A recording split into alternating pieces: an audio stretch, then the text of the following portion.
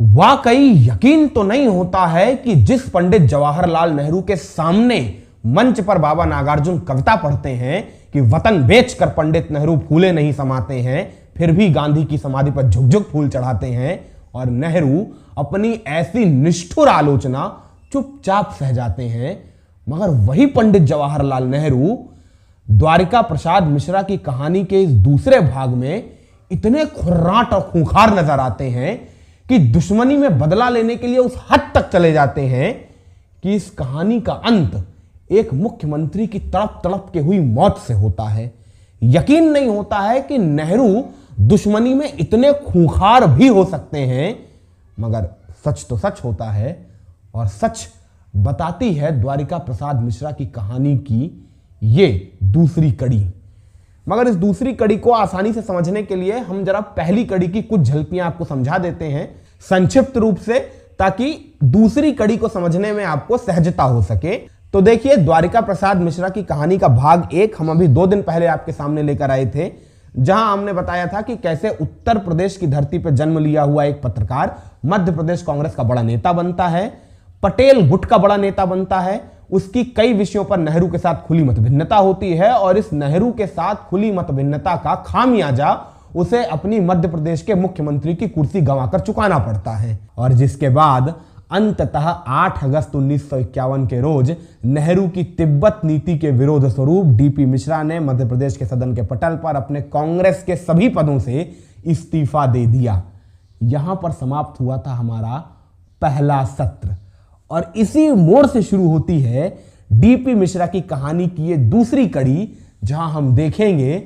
कि जब नेहरू अपनी दुश्मनी निभाने पर आते थे तो किस हद तक जा सकते थे।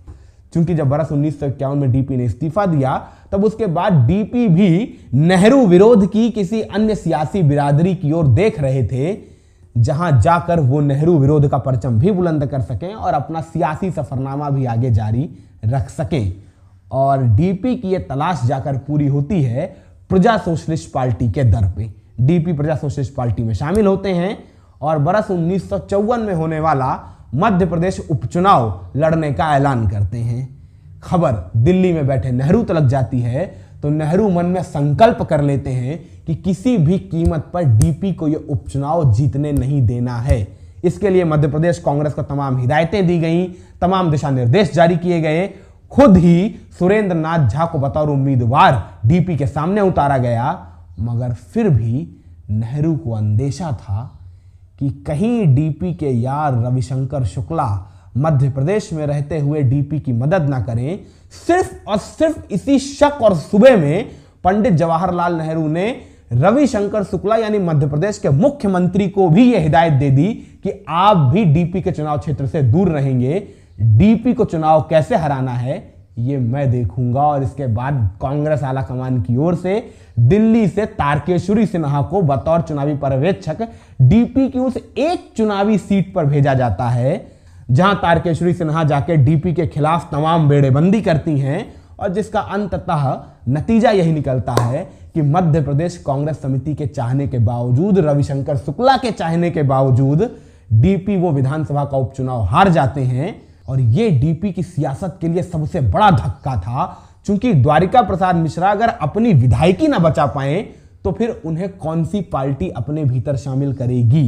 ये सवालिया निशान तो अब सभी के जहन में लग चुका था, और यही वजह थी कि डीपी 1954 के बाद दर दर भटके, हर सियासी बिरादरी की चौखट पर गए, मगर कहीं से उम्मीद का एक आसरा भी न मिला।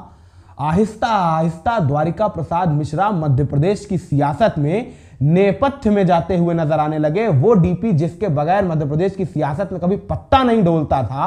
अब वो यूं ही किसी आम आदमी की तरह बाजारों में निकला करता था। उससे सलाम दुआ करने वाला भी कोई नहीं था, क्योंकि सभी जानते थे अगर डीपी से सलाम दुआ की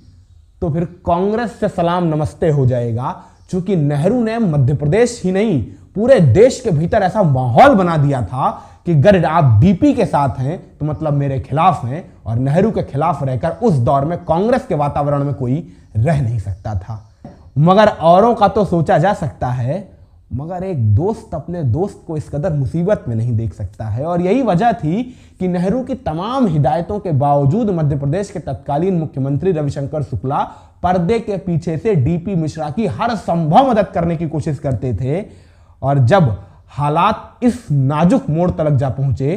कि रविशंकर शुक्ला डीपी की कोई सियासी मदद नहीं कर सकते थे, तब रविशंकर शुक्ला ने डीपी की मदद करने का एक और पैंतरा आजमाया। और आपको यकीन नहीं होगा, उस दौर में जब नेहरू ने कांग्रेस के भीतर ऐसा माहौल बना दिया था कि कोई डीपी के साथ खड़ा ना हो, उस दौर में मध्य प्रदेश में कांग्रेस के मुख्यमंत्री रविशंकर शुक्ला पर्दे के पीछे से डीपी को सागर विश्वविद्यालय के कुलपति का चुनाव लड़वाते हैं। मगर फिर भी नेहरू खामोश थे, इंतजार कर रहे थे कि आखिर होता क्या है, रविशंकर क्या करने वाले हैं। क्योंकि इतना तो किसी को नहीं इल्हाम था कि रविशंकर डीपी को कुलपति बनाने के लिए इस हद तक चले जाएंगे कि जब चुनाव में डीपी मिश्रा के सामने खड़े सागर विश्वविद्यालय के इतिहास के प्रोफेसर जीत दर्ज कर लेते हैं, डीपी व कुलपति का चुनाव हार जाते हैं, उसके बावजूद रविशंकर शुक्ला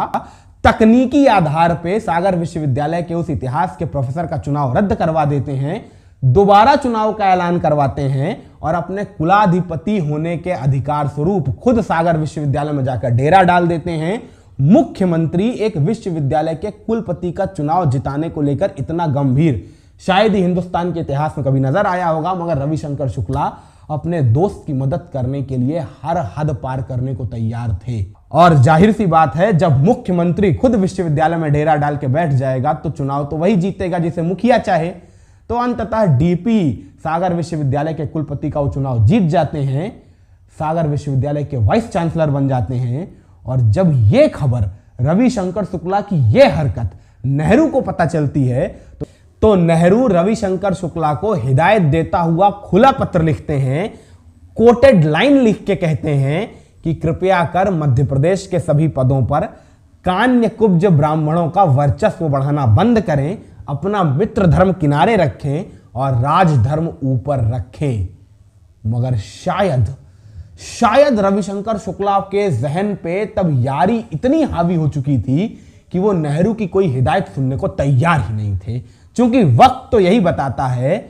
कि रविशंकर शुक्ला के जहन पर नेहरू की इन हिदायतों का रत्ती भर भी असर नहीं हो रहा था।